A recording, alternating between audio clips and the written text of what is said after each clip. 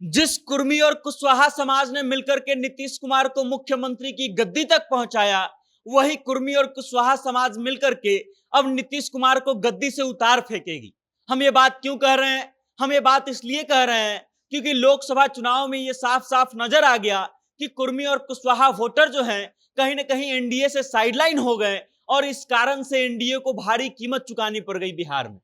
आप वो दौर याद कर लीजिए जब नीतीश कुमार स्ट्रगल कर रहे थे, राजनीतिक रूप से अपने आप को स्थापित करने के लिए लड़ाई लड़ रहे थे, और तब एक बड़ा लौकुश रैली का आयोजन जो है पटना के गांधी मैदान में किया जाता है, जिसमें नीतीश कुमार को नेता मान लिया जाता है। और उसके बाद भारतीय जनता पार्टी के साथ नीतीश कुमार मिलकर के राजद को उखाड़ फेंकने में सक्षम हो जाते हैं और फिर मुख्यमंत्री की गद्दी तक पहुंच जाते हैं।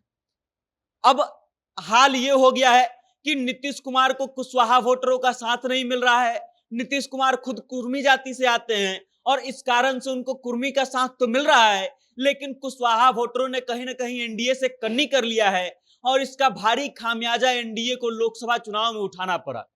अंतिम चरण में 8 सीटों पर चुनाव होना था, 6 सीटों पर एनडीए की करारी हार हुई और इस हार के पीछे का जो कारण था वो सबसे अहम कारण था कि कुशवाहा वोटरों ने एनडीए का साथ नहीं दिया था, एनडीए उम्मीदवारों का साथ नहीं दिया था। अगर लोकसभा चुनाव की आप बात करेंगे और उसी तर्ज पर बिहार विधानसभा चुनाव होती है, उसी तर्ज पर कुशवाहा वोटर अगर वोट देते हैं तो कहीं ना कहीं एनडीए के लिए परेशानी का सबब बन जाएगा और नीतीश कुमार को गद्दी पर बैठने में बड़ी दिक्कत होगी। हम ये बात क्यों कह रहे हैं? हम बात इसलिए कह रहे हैं क्योंकि अगर लोकसभा चुनाव का आप आकलन कीजिएगा तो लगभग 11 उम्मीदवार जो हैं एनडीए और इंडिया दोनों गठबंधनों से मिला करके लोकसभा चुनाव के लिए बिहार में उतरे थे, और इन 11 उम्मीदवारों में से 7 उम्मीदवार जो है इंडिया गठबंधन का था, जबकि 4 उम्मीदवार ही एनडीए की तरफ से थे। और एनडीए की तरफ से जो उम्मीदवार थे उसमें भी कमाल की बात यह है कि भारतीय जनता पार्टी ने एक भी कुशवाहा उम्मीदवार नहीं उतारा था, और शायद यही बड़ा कारण था जिसके कारण एनडीए से कुशवाहा नाराज हुए और भारतीय जनता पार्टी को सबसे ज्यादा नुकसान हुआ। हम आपको 11 उम्मीदवारों का नाम बताते हैं, वो कहां से खड़े थे और किस पार्टी ने उनको मौका दिया था, हम आपको ये बताते हैं। उसके बाद बताएंगे कि कुशवाहा की राजनीति जो है बिहार में कितनी इंपॉर्टेंट है। सबसे पहला नाम है अभय कुमार सिन्हा, राजद के उम्मीदवार थे, औरंगाबाद से उतरे थे ये चुनावी मैदान में। उसके बाद श्रवण कुमार कुशवाहा, ये भी राजद से थे, नवादा से चुनाव लड़े। उसके बाद आलोक कुमार मेहता है, राजद के प्रत्याशी, उजियारपुर से चुनाव लड़े। राजेश कुशवाहा ये वीआईपी के उम्मीदवार थे और मोतिहारी से चुनाव लड़े थे। अब तक 3 उम्मीदवार राजद उतार चुकी थी। संजय कुमार जो है सीपीआई के एम के मतलब भाकपा माले के कैंडिडेट थे और खगड़िया से चुनाव लड़े थे। राजा राम सिंह सीपीआईएम यानी कि भाकपा माले के उम्मीदवार थे, काराकाट से चुनाव लड़े थे, वही काराकाट जहां से पवन सिंह भी चुनाव लड़े थे।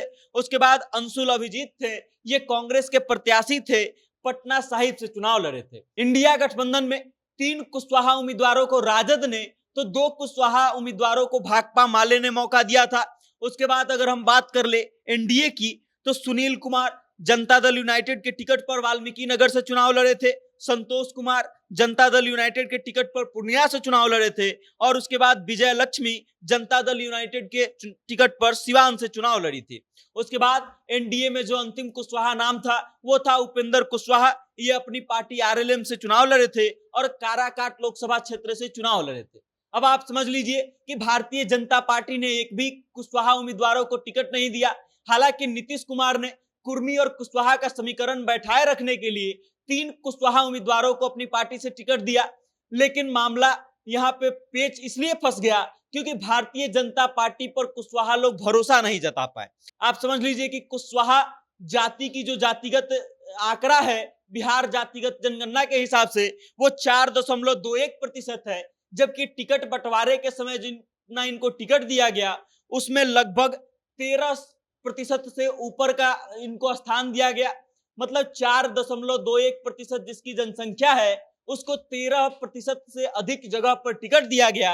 और उसके बाद आलम यह रहा कि इंडिया को इसका बहुत ज्यादा फायदा मिला, 7 उम्मीदवार उतारने का बहुत ज्यादा फायदा मिला, और भारतीय जनता पार्टी को सबसे ज्यादा नुकसान हुआ।